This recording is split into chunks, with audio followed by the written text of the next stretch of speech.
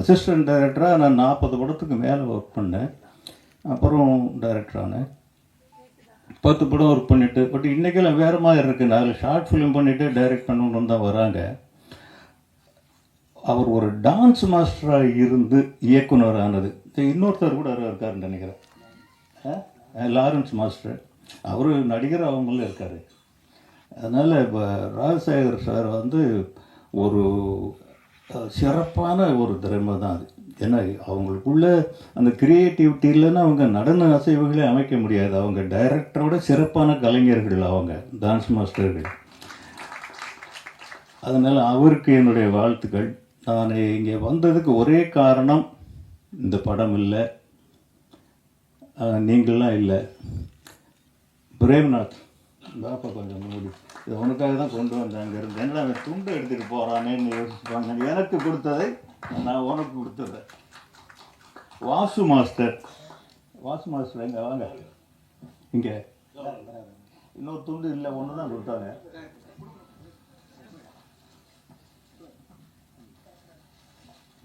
நான் கவனிக்கல, எப்போ வந்தீங்க?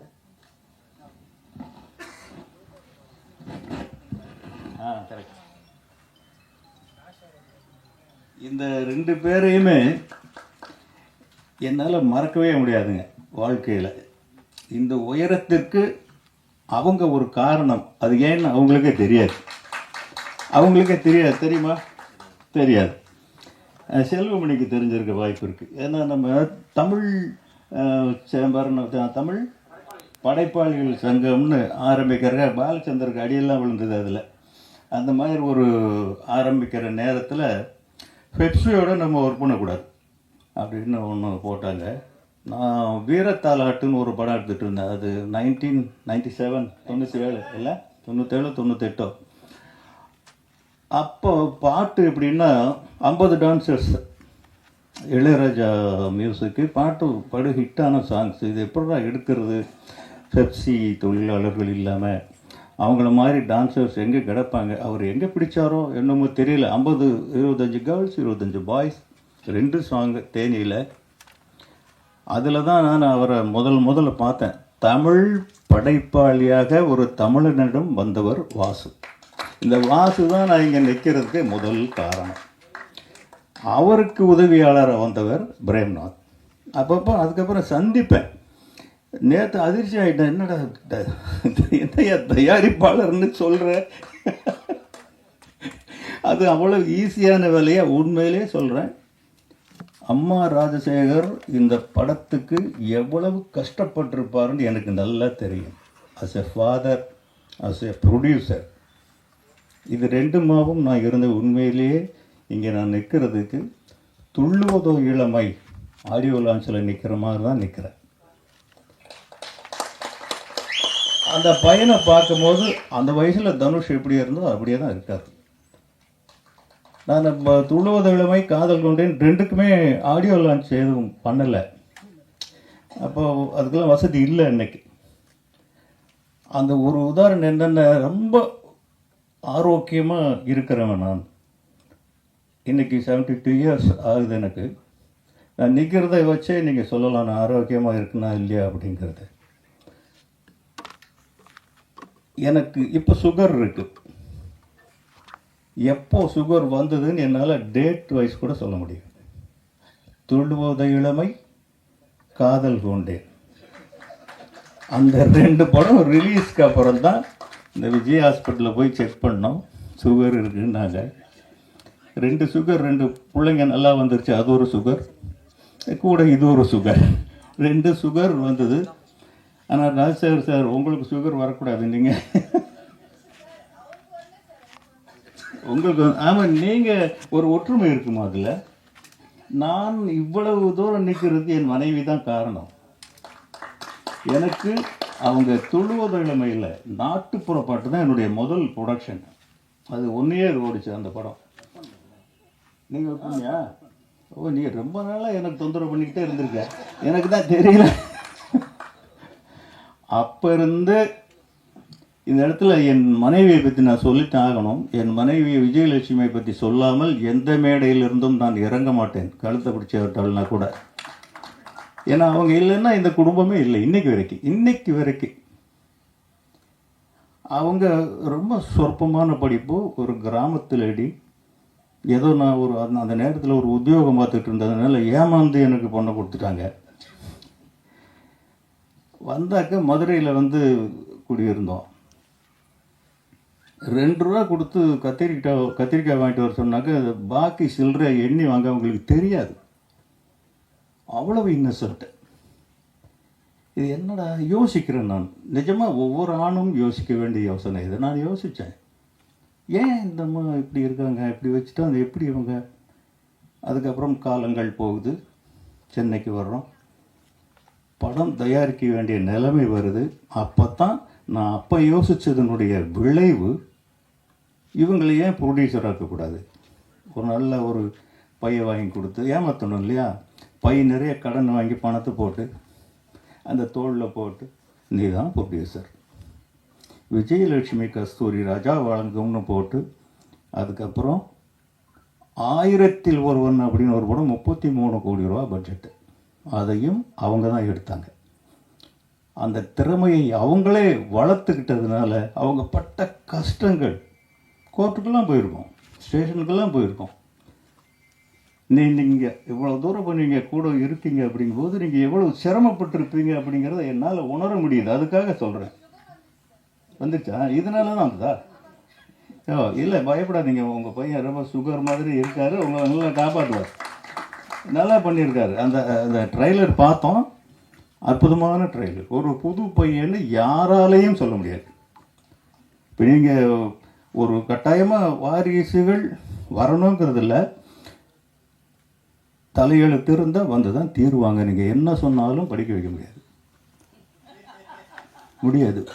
செல்வராகவன் அவருக்கு என்ஜினியரிங் சீட், நான் ஊர்லேருந்து கிராமத்துலேருந்து வந்ததே டாக்டர் என்ஜினியர், இந்த 2 கனவுகளோடு தான் வந்தேன். பிள்ளைகளை படிக்க வைக்கணும் அப்படின்ட்டு. பொம்பளை பிள்ளைங்க 2 பேரும் டாக்டர் ஆகிட்டாங்க. செல்வராகவன் என்ஜினியர் ஆகிட்டார். தனுஷ் வந்து +2 நானே பிடிச்சி கூட்டிகிட்டு வந்துட்டேன். செல்வராகவனுக்கு என்ஜினியரிங் சீட்டு வாங்கிறதுக்கு இத்தனை படம் எடுத்ததுக்கு நான் கஷ்டப்படல. அவ்வளவு கஷ்டப்பட்டு வாங்கி கொடுத்து தேர்ட் இயர் முடிஞ்ச உடனே வந்தார். அப்படி புக்கை தூக்கி எறிஞ்சிட்டு, அம்மா காஃபி, அப்பா நோ காலேஜ், நோ படிப்பு.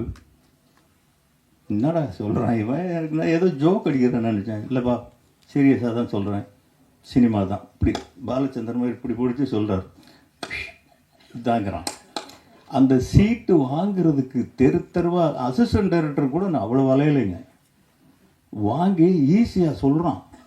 எனக்கு வயிறு பற்றி எறியுது. என்னடா இவன், அவங்க அம்மா அடிக்க போகிறாங்க, டேய் சோத்துக்கு இல்லாமல் சென்னைக்கு வந்தோம், உங்கள் அப்பா எவ்வளோ கஷ்டப்பட்டு உன்னை படிக்க வச்சாரு. இல்லைம்மா, நோ படிப்பு. இவ்வளோ இந்த 3 ஒரே வார்த்தையை தான் திருப்பி சொல்கிறான், நோ படிப்பு, சினிமா. அப்புறம் தான் இவனை ஏமாத்துறதுக்கு என்னடா வழின்னு நான் ஒரு பொய் சொன்னேன். தம்பி, உங்கள் அப்பா வர்றதுக்கு முன்னாடியும் சினிமா இங்கே தான் இருந்தது, இப்போவும் இங்கே தான் இருக்குது. உங்கள் அப்பாவுக்கு பிறகும் சினிமா இருக்கும். பட் இந்த படிப்பு இப்போ தான் வரும். இதை விட்டுட்டீங்கன்னா உங்கள் அப்பாவுக்கு உனக்கு உன் பேருக்கு முன்னாடி போடுற உங்கள் அப்பாவுடைய இனிஷியல் தவிர உனக்கு எதுவுமே இருக்காது. படித்து முடிச்சுட்டு வா, நான் எப்படியாவது உனக்கு சினிமாவுக்கு வரதுக்கு ஏற்பாடு பண்ணுறேன் அப்படின்னு ஒன்றுமே சொல்ல. மறுநாள் ஜாலியாக காலேஜுக்கு போயிட்டான், படிச்சுட்டான். Medallist, mechanical engineer. நான் அதுக்கு முன்னாடி என்ன பண்ணேன், இவர் அமெரிக்காவுக்கு அனுப்பி படிக்க வைக்கலான்னு ஒரு ஏற்பாடு பண்ணி வச்சுருந்தேன். அதை மெல்ல சொன்னேன், இப்போ இந்த மாதிரிப்பா அமெரிக்காவில் போய் படி, சினிமாவும் படிக்கலாமா, 2ஐயும் படி. சினிமாவும் படிக்கலாங்கிறது பொய். அவரை வந்து டெக்ஸ்டைல் இன்ஜினியராக ஆக்கணுங்கிறது என்னுடைய கனவு. அவர் என்னை நாடு கடத்துறதுக்கு பிளான் பண்ணுறீங்களா, அதெல்லாம் வேறு. நீங்கள் சொன்னதை நான் செஞ்சேன், நான் சொன்னதை நீங்கள் செய்யுங்க. இது 2 தான் அக்ரிமெண்ட். அவர் போகலை, அதுக்கப்புறம் படிப்புக்கு போகலை, வேலைக்கு போகலை. எந்த டைரக்டருமே அவர் சேர்த்துக்க மாட்டேங்கிறாங்க. கஸ்தூரி ராஜாவுடைய பையன்கிற ஒரே காரணத்தினால். செல்வமணிட்டு கூட வந்திருப்பேன்னு என்னன்னு தெரியல. அவங்க நிறைய பேர்கிட்ட கேட்டேன், ஐயோ நான் எப்படியா நாயே பேயேன்னு திட்டுவேன், உங்கள் மகனை நான் திட்டுறது போகலை. அப்புறம் அவரே காதல் கொண்டேன்னு வந்தது. எதுக்கு சொல்கிறேன்னா, படிக்க வச்சாலும் இன்னைக்கு ஒரு மெசேஜ் சொல்ல மறந்துட்டேன்.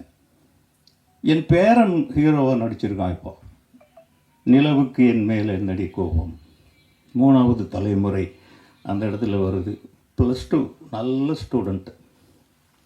படிப்பு நிறுத்திட்டு அவங்க மாமா தனுஷ் வந்து கூட்டிகிட்டு போய் நடிக்க வச்சிட்டான்.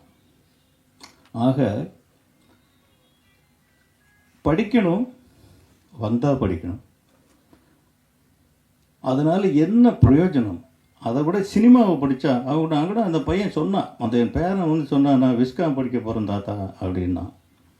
எதுக்குடா, நம்ம வீட்லேயும் 3 விஸ்காம் இருக்கு, நீ போய் என்ன அங்கே போய் காலேஜில் படிக்க போகிற, போ மாமாட்ட போயிரு அப்படின்னு அவரோட கொஞ்ச நாள் இருந்தால் ஏதோ நடிக்க வச்சுட்டான்.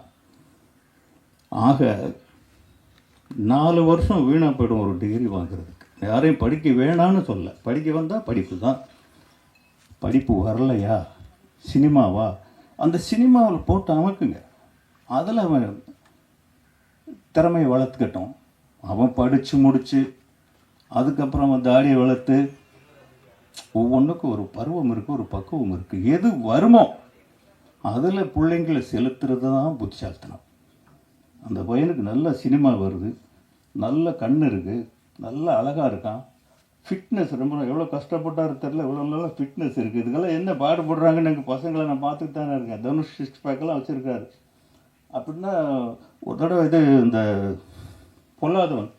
பொல்லாதவன் ஷூட்டிங்கில் வந்து கெய்டி தியேட்டரில் எங்கே நடக்குதுனாங்க போனோம், ஷூட்டிங் பார்க்க போகலாம் அப்படின்ட்டு. அப்போ அந்த கிளைமாக்ஸ் ஃபைட் எடுக்கிறாங்க, 6 பேக்கு காமிக்கிறது. ஒரு ஷாட்டு முடிச்சுட்டு ஓடி வந்து அப்படியே மல்லக்கப்படுத்து இந்த தூக்கி அந்த வேர்வை செஞ்சு மறுபடியும் ஷாட் எடுங்கிறாங்க, ஓடுறான். வயிறு எரிஞ்சிருச்சுங்க. பெத்த பிள்ளை இவ்வளோ டார்ச்சர் பண்ணியாட நம்ம நடிக்க வைக்கிறோம் அப்படின்னு. அவ்வளவு கஷ்டப்பட்டு தான் அந்த இடத்தை தக்க வைக்க முடிஞ்சது.